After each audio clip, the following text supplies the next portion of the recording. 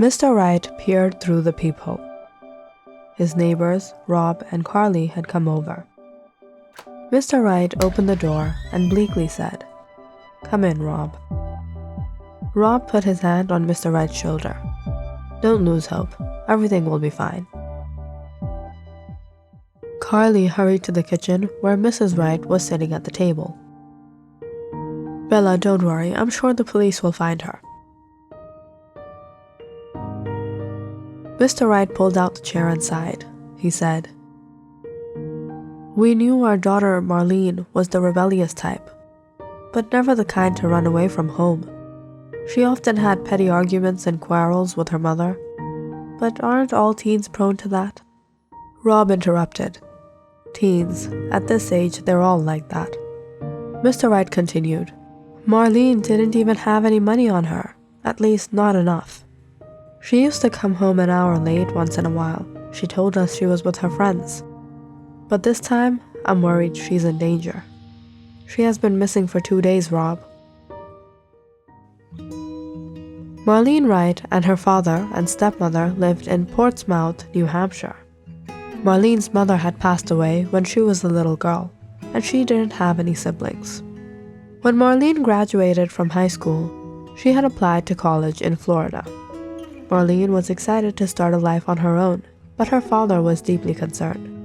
He didn't want his daughter to move into a dorm and struggle with the college life in the big city. So Marlene's father decided to move the whole family to Orlando, Florida, so Marlene could live in the comfort of her home and attend the college she wanted to go to. Marlene was a really good student. She topped all of her classes and she had a very high GPA. Things were going great. Until one day, Marlene didn't return home. Marlene's father was devastated. He was worried about where his daughter had gone. When Marlene's parents had gotten no news of their daughter by night, they went to the police. Over the next 2 days, the police searched the neighborhood, but Marlene was nowhere to be found. Her friends were all questioned at the college, but they all reported that the last time they had seen Marlene was 2 days ago when she attended her class, the same day that she didn't return home. Marlene's father sat at the kitchen table, holding his head.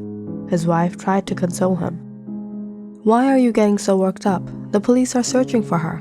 Don't worry so much." The next day, the police began their hunt with search dogs. The search dogs led the authorities to a deep wooded area, where the police found a stained, ripped-up shirt. The shirt was sent to the forensic department where it was analyzed. The DNA testing showed that it indeed belonged to Marlene Wright. Marlene's parents were horrified. Her stepmother immediately went to the officers and told them she had one suspect in mind. Marlene's stepmother complained that Marlene was a young 18-year-old girl going to college here. She had been hanging around with this 23-year-old loser named Derek for a few months. Marlene was a good student. She never failed any of her exams, but ever since she started dating this guy, her grades tanked. "How could you fail for the second time, Marlene? You'll have to regret this." Marlene had started to argue with her parents more often, even about the silliest things. It wasn't before long that her relationship with her family dissolved, and her behavior became intolerable. "Marlene, isn't it too late to go out? I'm not a child anymore. You don't need to worry about me. Marlene, this guy isn't good for you. Look how you're behaving. Do you even remember how you were? And see what you've become now. Why don't you just mind your own business? Let me live my life. Stop ruining everything." Marlene's parents went on that Derek was a terrible influence, and they had lost their daughter to him. Derek was the root to all their family problems. Marlene's stepmother cried profusely on the officer's desk and demanded, "Officer, you have to bring this man in. I'm sure he had something to do with this." Marlene's father consoled his wife and told her, "Don't cry, honey. We'll find our daughter. I promise you."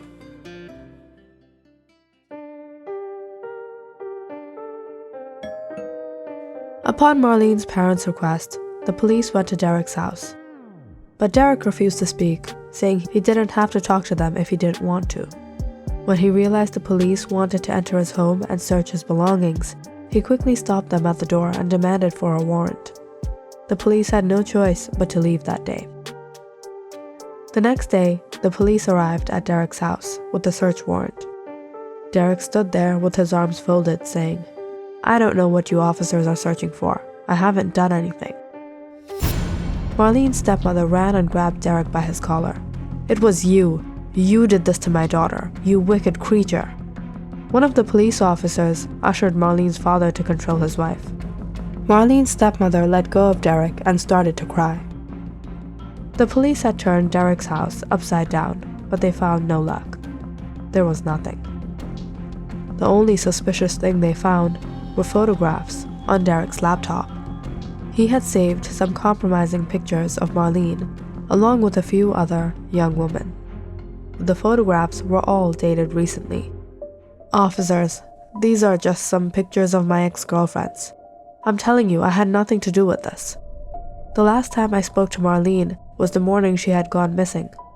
I dropped her off a few blocks away from her home, where I usually did, so she could escape the eyes of her parents. Are you saying Marlene may have been abducted? Roger, check up the files of recent missing people and see if you can find any similarities with Marlene. The locations, the appearances, anything." The police tried to get all the information about Marlene's last appearance from Derek. Just when Marlene's father walked forward and said, "Officers, I don't trust this young man. You have to check the rest of his property, his backyard, his garage, his car, everything." The police continued their search. The backyard was a jungle of overgrown weeds and shrubs. There was nothing except for a few broken flower pots and rusty scraps of metal to one corner.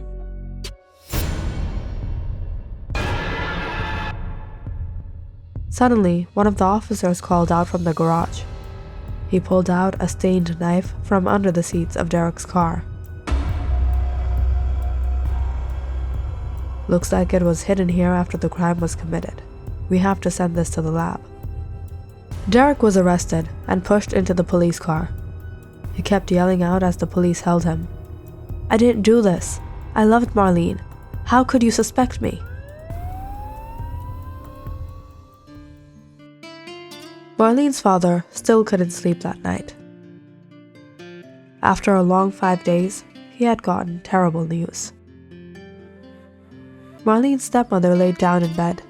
"Try to sleep. At least now that wicked beast is in jail." In the middle of the night, when Marlene's stepmother had finally dozed off into a calm sleep, the couple were disrupted with a phone call. They were shocked to hear the police on the other end. Marlene had been found. She was still alive. Marlene had survived a few injuries and had cuts all over herself. Marlene had escaped into the woods, where she ripped up her t-shirt to bandage herself. One of the police search parties had stumbled onto her through the wilderness. She was in a bad state from her injuries. The police informed Marlene's parents that she was taken to the hospital and that they should immediately drive there. Marlene's parents looked at each other. Her father was sweating pearls down his forehead, and her stepmother rushed to get out of bed.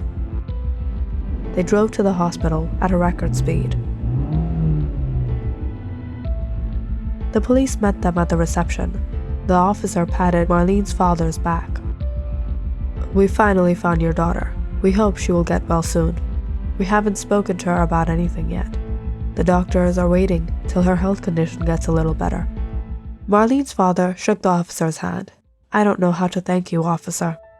As Marlene's father spoke to the police, her stepmother rushed to the room where Marlene was being kept. When her stepmother entered the room, Marlene was just waking up from her nap.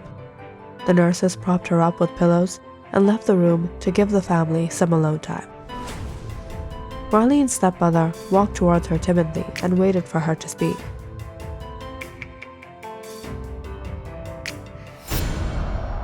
Marlene looked at her with a smirk on her face.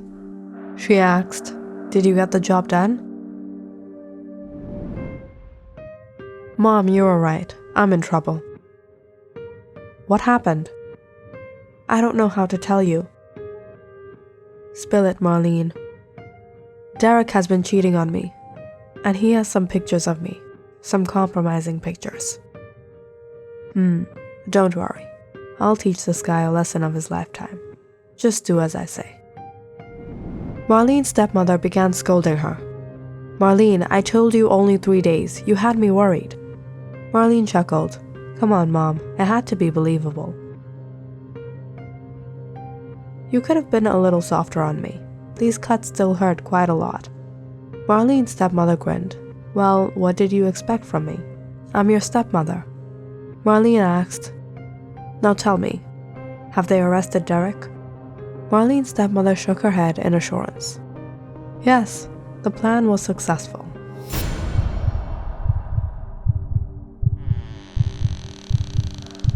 Just then, the two heard the door creak behind them.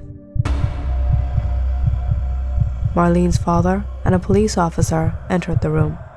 Marlene and her stepmother were anxious. Had they been overheard?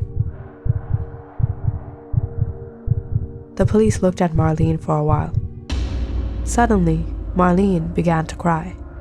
"Officer, I don't feel safe here. What if Derek tries to harm me again?" The officer sat next to Marlene. He said, "Don't worry, Marlene. Derek has been charged with attempted murder. It will be years until Derek will be out of prison."